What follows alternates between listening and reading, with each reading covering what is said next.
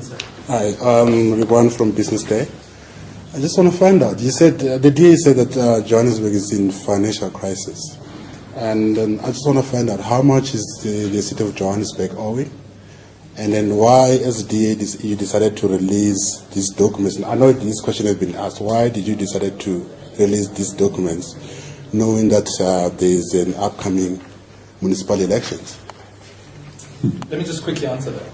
I think the figure that's expressed here is just over 2.8 billion rands. I think you need to know that. And that's debt that you'll accumulate in over one financial year. That's the first thing. The second thing that you need to be aware of the fact is that we believe that this document should not be hidden. I think that's an important thing. It's for accountability of government to be able to take place. We released it, as I said earlier on today, that we had anticipated that this would be tabled in council today, and it's not.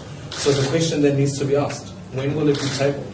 Should we be waiting for a post-election climate to be able to tell the people of Johannesburg that its city is in financial difficulty? So I think it's just fulfilling a moral responsibility. In essence, means that the city of Johannesburg is using money that was set aside for other projects to service its own debts. That's an important thing that you need to look at, ladies and gentlemen.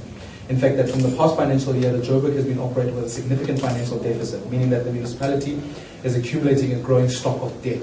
And this will be tabled in another document that you'll see in front of you that is indicative of the fact that municipal-owned entities are continually month on month going through a deficit cycle as opposed to turning the situation around.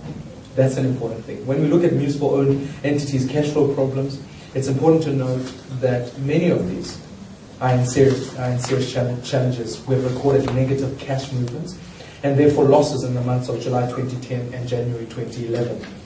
City Power, if you have a look at that, has accumulated a loss of 741 million rands in July 2010, following by another loss of 676 million rands. This you should know in the document that is in front of you, and another loss of 166.9 million rands in September 2010. So these are the periods that we've just come through, and it's an indicator that there's a negative cash flow, and it's mainly due to an under-collection of revenue. So one needs to ask the question, if I was leading an entity of this nature that was losing money at the rate that it is, what is the sustainability of that particular entity? The second one is when you look at Joburg Water, for argument's sake, it's recorded a 204.3 million loss in July of 2010, in addition to a 94.3 million loss in the August of 2010. So this report is indicative that these losses were mainly due to an under-collection, which were 53 million rands below budget, and bulk purchases which were 173 million rands above budget. If you look at Joburg Roads, which is supposed to fix your potholes, ladies and gentlemen, has reported a loss of 112 million rands in the July of 2010. This report states that these losses were mainly driven by general expenses, which were 73 million rands above budget.